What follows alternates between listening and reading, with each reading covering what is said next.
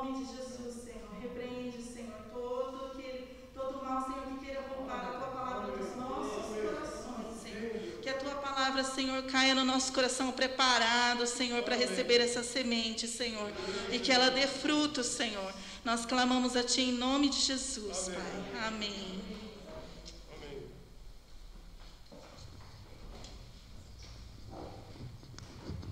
Amém.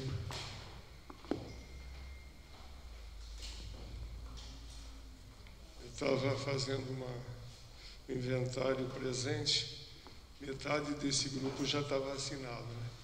Então, nós estamos com quase, como que chama, imunidade de rebanho entre nós, pelo menos. Amém. Hoje eu, a Inês e a minha sogra tomamos a HN1N1 lá, aquele negócio também. Uma fila aí de uns 200 carros na nossa frente, mas conseguimos. Então nós estamos com dor no braço.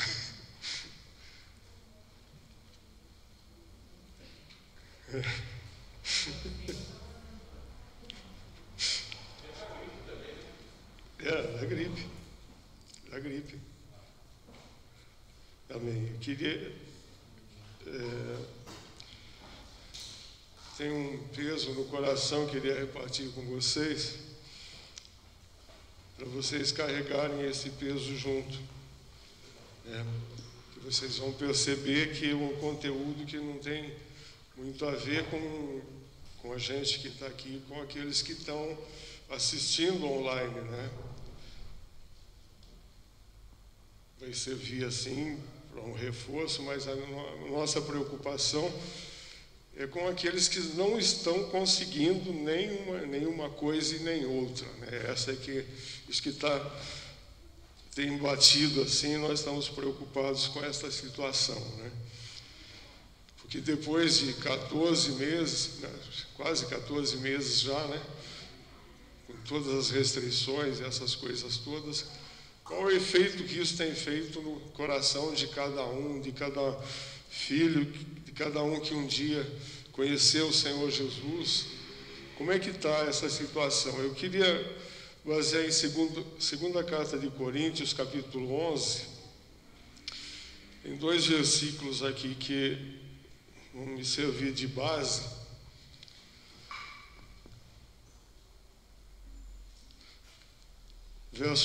O verso 28 e o 29. Diz assim: além das coisas exteriores, há o que pesa sobre mim diariamente, a preocupação com todas as igrejas. Quem enfraquece, que também eu não enfraqueça. Quem não se escandaliza, que eu não me inflame. Amém. Há uma situação, né? Se você ler o capítulo 11 todo, aí você vai ver o contexto onde Paulo levanta essa questão, né? Essa situação.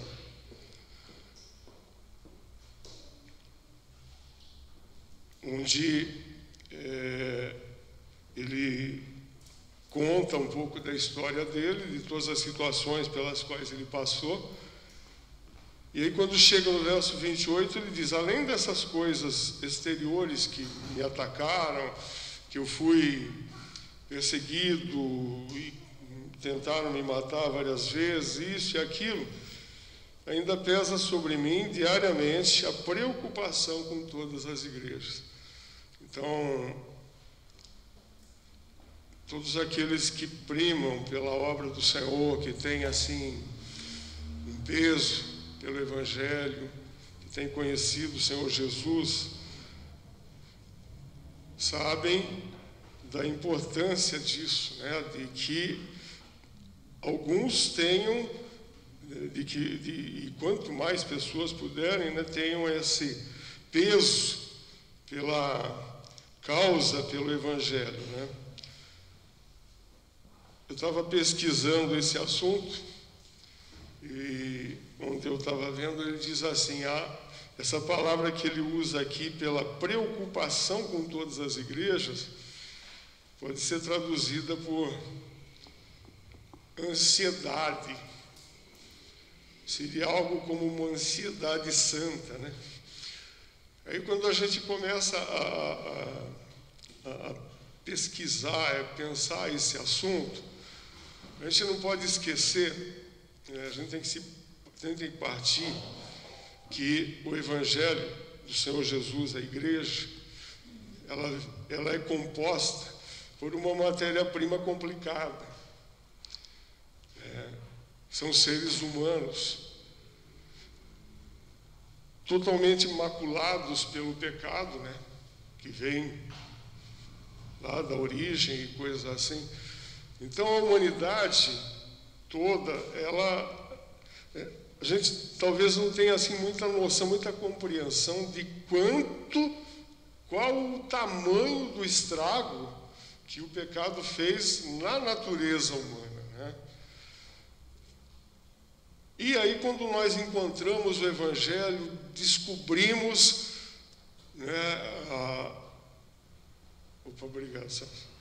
descobrimos a solução, a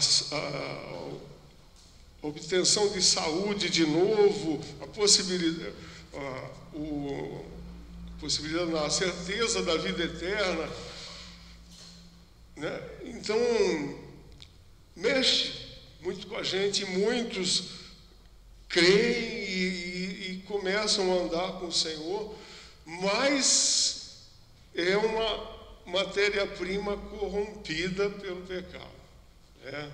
Então, temos um novo nascimento, que agora vem o conflito, né, da carne e espírito, que agora o espírito está vivo. O Espírito do Senhor veio sobre as nossas vidas, mas no meio tem a tal da alma que toma as suas decisões e elas tendem muito mais às coisas da carne do que às coisas do Espírito. Então é aquela luta que todo mundo passa, né? A gente pensa assim, as pessoas, a gente tende, né, a olhar assim no todo, e a gente conhece muitas pessoas que a gente diz assim, nossa, esse irmão é ponta firme, né? Esse não tem erro. Mas se você for andar junto com ele, pertinho e tal, você vai saber que ele tem as mesmas debilidades, né, do que aquele outro que vive aprontando e coisas assim e tal. A diferença é muito pequena, é a graça de Deus ali e a fidelidade e a luta que esse irmão enfrenta e se submete, né, faz morrer a sua natureza terrena e se submete ao Espírito Santo, tal. E aí ele tem assim uma aparência tal de estar vencendo e coisas assim, né? E graças a Deus, e por causa da graça e por causa da misericórdia e do amor de Deus, ele vai vencer. Vai, não temos dúvida disso. Mas eu falo da questão da matéria-prima, né? Então, no verso 29, ele diz, quem enfraquece, que também eu não enfraqueça. Então, esse aspecto que eu queria repartir, né? A minha preocupação é que nessas alturas, a gente não tem mais noção de em que nível andam as coisas em muitas pessoas, né, dentro da vida da igreja. Se você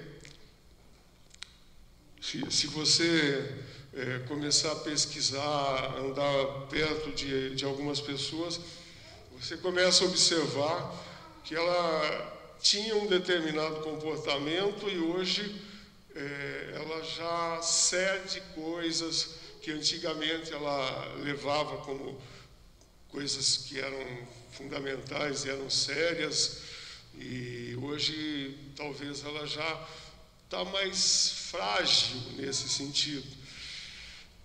Então, quando Paulo escreve aqui que quem enfraquece, que também eu não enfraqueça, né? Aqui é uma empatia da parte dele, mas a preocupação maior é que existe a possibilidade do enfraquecimento. Essa é a minha questão, né?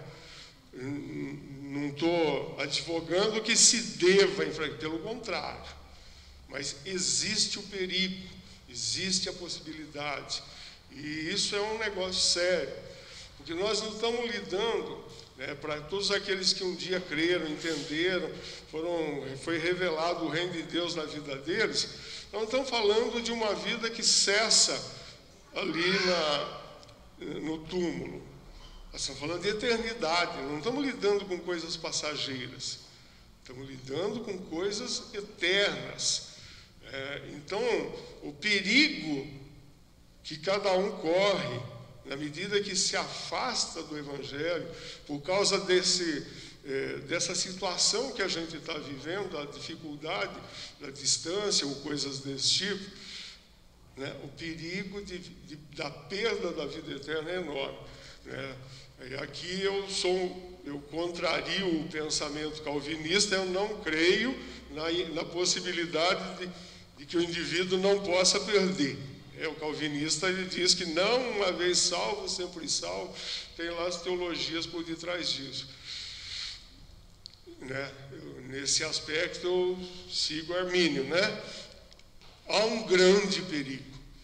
A graça é enorme, o poder de Deus é tremendo, né? Há todo um aparato da parte de Deus para que a gente não se perca no meio do caminho, mas existe um lugarzinho de decisão nossa.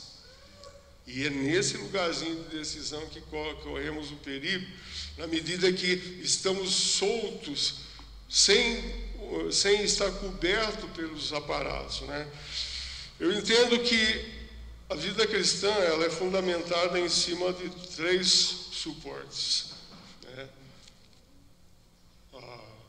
Você pode estudar do jeito que você quiser, fazer e tal, mas sempre vai ser possível você colocar essas coisas sobre esse tripé, que é a palavra de Deus, norte das nossas vidas, né? Então eu preciso da palavra de Deus diariamente, é o alimento da minha vida, né? Jesus falou, não só de pão viverá o homem, mas de toda a palavra que procede da boca de Deus.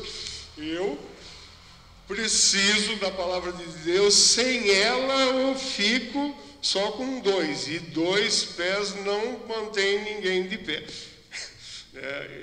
O tripé é um sistema mínimo para manter alguém de pé. Eu preciso de uma vida de relacionamento com Deus que se chama oração. Esse é um outro aspecto que também, na medida em que eu perco ele, eu também fico só sobre 2 pés e eu capoto. E o terceiro aspecto é a comunhão, né? E é sobre a comunhão que eu queria destacar, né, o nosso assunto para frente, da importância da comunhão, porque a comunhão é a vida da igreja, né? A gente não pode pensar na vida da igreja só no aspecto de reunião. Ela é essencial, ela faz parte, tem todo um arcabouço de Deus, que através dela ele ministra coisas nas nossas vidas, então ela faz parte desse fator comunhão, mas ela é muito mais ampla do que reunião. O alcance da comunhão é muito maior do que só a reunião, e nós precisamos dela. Deus concedeu isso, quando ele bolou lá o tal, né, ele planejou, ele fez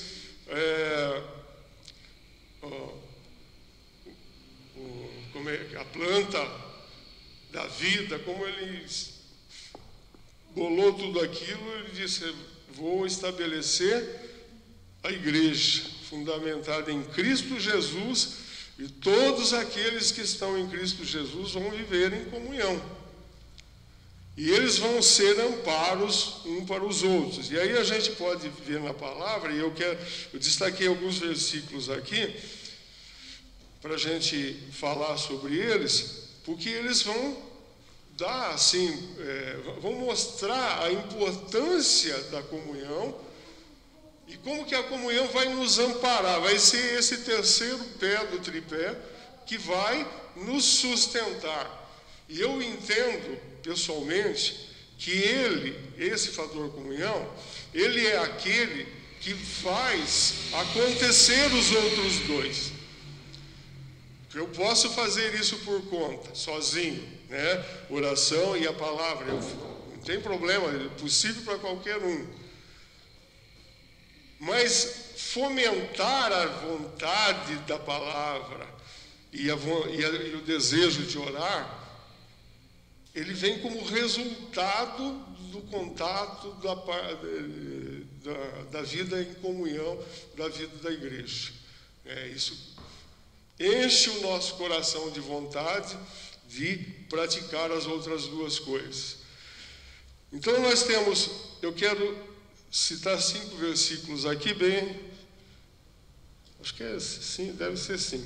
Primeiro, em 1 Tessalonicenses.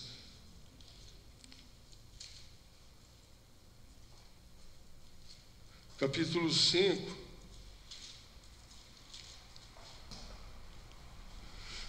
o verso 11 fala assim, tá? Eu escolhi só 5, tá? Que tudo aquilo que fala uns aos outros, você tem, eu não lembro exatamente, mas tem em torno de 40 versículos diferentes, 40 assuntos diferentes em torno disso que falam uns aos outros aí no Novo Testamento. Então, consolai-vos, pois, uns aos outros e edificai-vos reciprocamente, como também estáis fazendo. Então, Paulo orienta os irmãos lá da igreja de Tessalônica a consolai-vos uns aos outros. Na segunda carta de Coríntios, capítulo 1, fala de que nós somos consolados por Deus para consolarmos com a consolação que recebemos aos demais. Então, com aquela consolação que a gente recebe de Deus, a gente repassa para outro. Então, nós estamos vendo aí um fluir da vida da igreja. Isso é um andar de coisas. Um dia a dia, né? E para a gente se sustentar, para a gente vencer todas as debilidades do velho homem, aquelas coisas todas, se a gente não tiver esse amparo, né, essa sustentação na vida de intimidade com Deus, na palavra de Deus, e os irmãos nos amparando, às vezes, os irmãos servem para a gente assim, eu estou louco de vontade de fazer uma besteira, né? Mas aí eu olho e vejo o irmão e falo, peraí, né? Até a presença, né? Até o ver o irmão, uma ligação do irmão, algo nesse sentido, nos ajuda a enfrentar a debilidade da nossa carne, deixar ela de lado e optar pelas coisas de Deus nas nossas vidas. Então, isso é essencial. Se eu não tenho comunhão, se eu não participo, se eu não vivencio a vida da igreja, como que eu vou receber esse consolo? Como que eu vou ser edificado? E ele fala edificar reciprocamente. Eu não posso esquecer que aquilo que eu recebo, eu preciso dar. Né? E nesse aspecto que eu estava falando para vocês no início, talvez não seja vocês o público-alvo, no sentido de que não estão buscando, não estão tentando enfrentar e não cair naquela situação de se enfraquecer. Mas nesse sentido de ajudar aqueles que estão se enfraquecendo, então isso toca a nós e aqueles que estão assistindo também, que estão interessados na vida da igreja. Então, a orientação é muito simples, né? Consolai-vos e edificai-vos. Isso é um participar de vida, de conceitos, de ideias e de arranjos e coisas que vão acontecendo na vida do dia a dia, e nós vamos então nos consolar e edificar mutuamente. Lá em Hebreus 10, 25, esse é um texto famoso, né?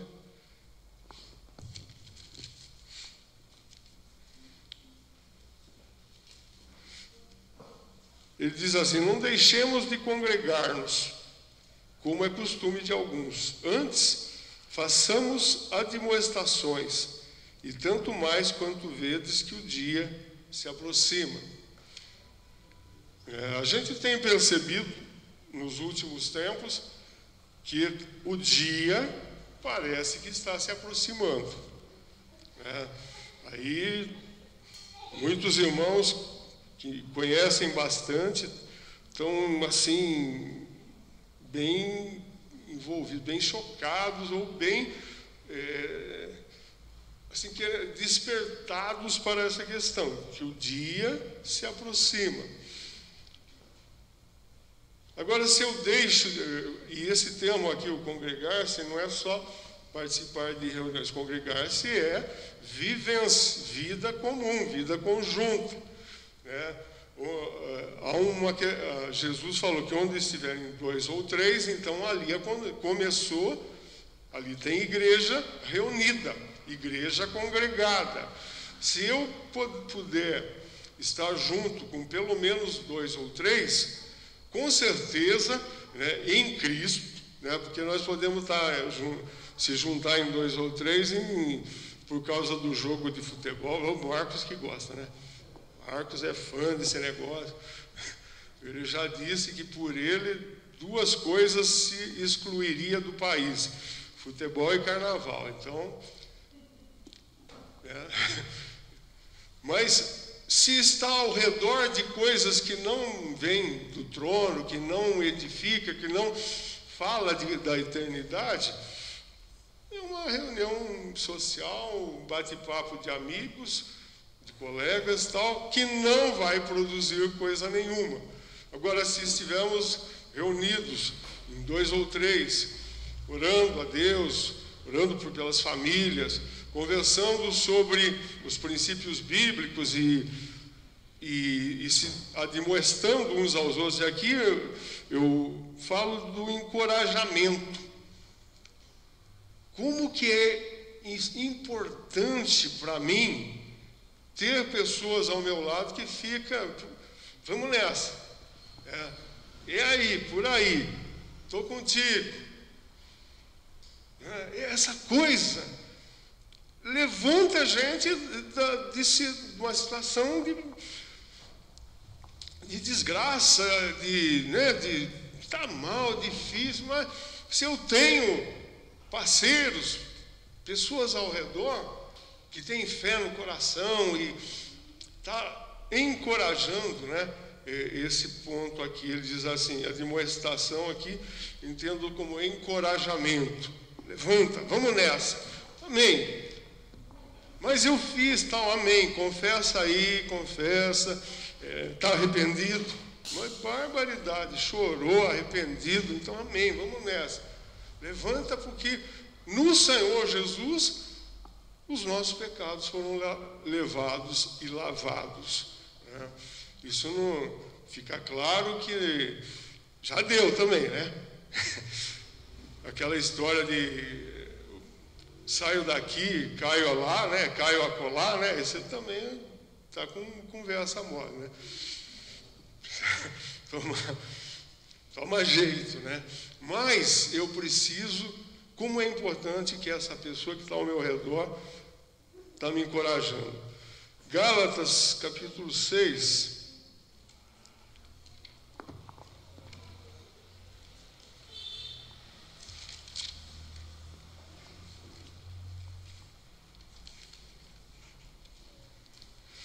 O verso 2 fala assim: levai as cargas uns dos outros, e assim cumprireis a lei de Cristo.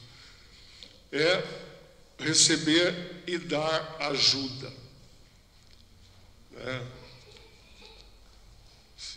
Qualquer um de nós passando por situações críticas, crises, como é importante alguém para nos ajudar nesse momento. Para dar esse apoio para que a gente passe por ele. Provérbios capítulo 27.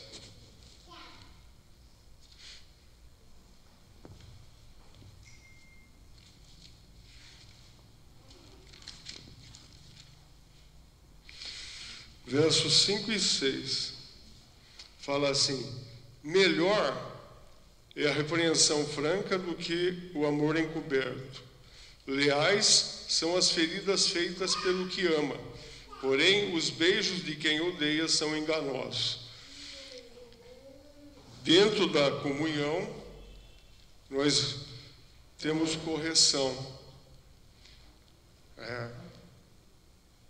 Lá na primeira carta de João, ele diz assim: aquele que fala que não pecou, que não peca, está falando que Deus é mentiroso, porque Deus fala que todo mundo peca.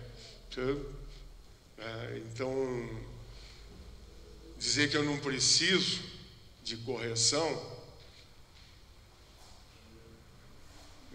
tem alguma coisa aí na sua fé que está distorcida, você não compreendeu exatamente como funciona essa coisa, não tem noção de tudo que está acontecendo. Mas eu preciso de correção. E é melhor receber correção do que bajulação. O indivíduo está lá perdido, Você pode ver uma situação, o grande galho dos governantes é que eles têm um monte de gente ao redor deles que ficam bajulando eles. Eles estão fazendo um monte de besteira, estão se perdendo na coisa tal, e aquele monte de gente apoiando aquela coisa, E eles não tem ninguém, parece que não tem ninguém lá que tenha coragem de enfrentar o ego daquela gente. E não tem, e eu não conheço nenhum governante até hoje que teve autocrítica, que chegou diante do público e falou: fulano me repreendeu, eu errei, desculpa. Todos eles são mentirosos, enganam, criam subterfúgios, adaptam o discurso, a conveniência e coisas assim, e a verdade mesmo não sai, não vem à tona, Então, nós não podemos ser assim. Eu preciso de correção, eu preciso de irmãos que tenham a ousadia de me amar corrigindo. E nós devemos também ter essa ousadia de amar os nossos irmãos, corrigindo naquelas coisas que eles porventura estejam se encaminhando, para a perdição. Capítulo 13 do Evangelho de João, verso 35, também é conhecido aquilo que Jesus falou. Ele diz que nisso conhecerão todos que sois meus discípulos, se tiverdes amor uns aos outros. E quero usar esse versículo para fechar o nosso assunto, porque eu preciso receber amor. E amor, eu preciso entender o amor em toda a sua plenitude. A gente vai lá em 1 Coríntios 13, tem uma descrição do amor, algo assim, e o amor não bajula, o amor repreende quando necessário, o amor perdoa, o amor caminha junto. O amor é algo que vem de Deus nas nossas vidas, e através disso nós vamos conseguir chegar até aquele dia. Todos os cristãos precisam disso. E para isso, então, o meu chamamento como igreja, para adorar ao Senhor, para vivenciar o Evangelho e tal, mas para sermos temos essa participação de vida uns com os outros, para que a gente possa alcançar, possa chegar lá naquele dia, todos nós vencendo, receber cada um a sua coroa, né? Eu tenho assim duas coisas importantes que eu percebi assim na pandemia, que despertou, eu acho que ela despertou também na vida da humanidade essa situação, pelo menos uma parte, é que a morte é real, ela existe e ela acontece. Se a gente pegar a quantidade, a gente vê esses números e tal, fica assustado, né? Mas esse número de 1 milhão e poucos por dia se morre no mundo. É 1 milhão e pouco o número, né, da estatística. Não é por causa de Covid, é normal isso, desde que a população chegou nesse número de mais de 7 bilhões de habitantes, morre-se mais de 1 milhão de pessoas por dia. E nasce também um tanto até maior que esse. Aí, quando nós olhamos para esse número de 438 mil de Covid em um ano e alguma coisa, a gente fica assustado, né? Nossa, não, mas morre-se mais de 1 milhão por dia. Então a morte é real. Ela faz parte do ciclo da vida. Agora, se a gente parar nisso, vira um desespero. E aí sim vem aquilo que a gente conhece, sabe, mas eu entendo assim que essa situação parece que clareou na nossa mente. Que é a expectativa e a certeza da vida eterna. E é isso que dá sustentação, é por causa disso que nós vivemos. Porque há alguma coisa extremamente superior a tudo isso, e que o Senhor Jesus deixa muito claro para todos nós, e a Bíblia no todo deixa isso claro para nós, que nós somos passageiros, estamos vivendo dentro de um tempo, aqui, mas o plano de Deus para nossas vidas é a eternidade na presença dEle. Então, quando nós olhamos para tudo isso, eu fico pensando assim, nós não podemos, por causa das dificuldades inerentes ao sistema, então, olhando por esse ângulo, parece uma ação das trevas, esse negócio de pandemia, Deve ter algum aspecto nesse sentido. Porque é uma ferramenta para nos afastar da vida com Deus. E nós, como igreja, não podemos perder essa expectativa, por causa da leve e momentânea tribulação que nos assedia nesses dias. Porque o que está nos proposto é vida eterna na presença do Senhor. Amém? Então, há o grande perigo das pessoas se enfraquecerem. Crises existem. Talvez todos nós já passamos por crises nas nossas próprias vidas. Existe a possibilidade. Mas o Senhor preparou toda uma situação para nos amparar e nos guardar e nos proteger. Então nós não precisamos cair nesse negócio. Ninguém precisa. Todos aqueles que creram e aqueles que vão crer podem chegar no dia do Senhor e se apresentar diante dele com coração limpo, vestes lavadas no sangue do Cordeiro e, enfim, vamos chamar, eu ia chamar de curtir a vida eterna, é um termo meio esquisito,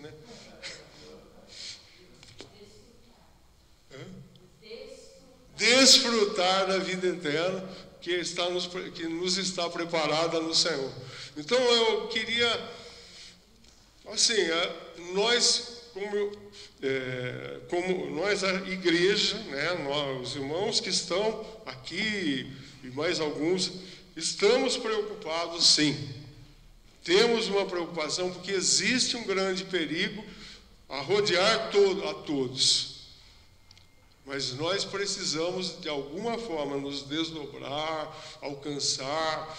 A vida precisa continuar. E a comunhão é um fator essencial para que todos vençam as lides da vida, né? E as dificuldades e tudo aquilo que tenta nos arrebatar, tudo aquilo que tenta nos derrubar e roubar de nós o desfrute da vida eterna. Amém? Então eu queria desafiar os irmãos nesse sentido. Não pense que dá para fazer sozinho, né? Não fique, não se isole, não tente achar que essas coisas se vencem naturalmente. Há uma luta terrível, um terror, a maior guerra que existe no universo contra as coisas das trevas que tentam nos arrebatar. As lutas físicas e guerras são terríveis, horríveis e tal, mas há uma guerra muito maior, que não vai roubar a vida por aqui, vai roubar a vida eterna. Esse sim é o grande problema da humanidade. E a palavra de Deus, que está no coração de cada um de nós, o Evangelho, que tem poder para salvar, está na vida de cada um de nós, está na igreja. Amém? Vamos orar. Senhor, nós olhamos para a Tua palavra e ela nos traz conforto. A Tua palavra também nos traz desafios. A Tua palavra nos traz alegria. A Tua palavra nos alerta para os perigos. Mas também nos traz garantia de que podemos vencer todas essas coisas. Obrigado, Senhor. Não permita que nenhum dos Teus filhos, Senhor, porque o Senhor diz na Tua palavra que o Teu desejo é que ninguém se perca. Tua palavra é clara, muito clara nisso, é que todos sejam alcançados pela Tua palavra e conheçam Jesus Cristo como Senhor e Salvador de suas vidas. E nós estamos orando por aqueles que já conhecem e que estão passando por tribulações e dificuldades por causa do afastamento e das dificuldades naturais. Então, Pai, tem misericórdia. Senhor, tem misericórdia. Nós clamamos. Move a Tua mão, derrama do Teu Espírito, e, Senhor, nos enche os Teus filhos de graça e poder, para repartir, Senhor, com aqueles que estão precisando, com aqueles que estão titubeando, com aqueles que estão vacilando nas coisas da fé. No nome do Senhor Jesus, nós clamamos, derrama, Senhor, do Teu poder sobre as nossas vidas, inflama os nossos corações, para que a gente seja útil e possa completar, Senhor, o nosso ministério aqui na terra. No nome do Senhor Jesus nós oramos, Pai. Amém. Amém. Amém. Mais alguma coisa? Então, acho que é bom dar um abraço. Dar um abraço virtual. Como eu falei, 50% já está vacinado. Então. Amém. Deus abençoe cada um.